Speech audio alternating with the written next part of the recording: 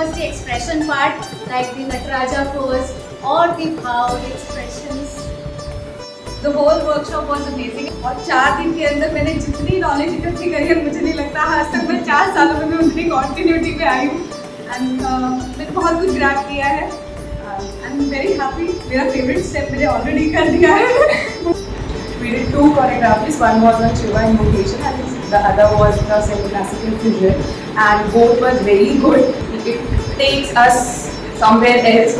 It has all of the energy we have to give it in. We want more workshops like this.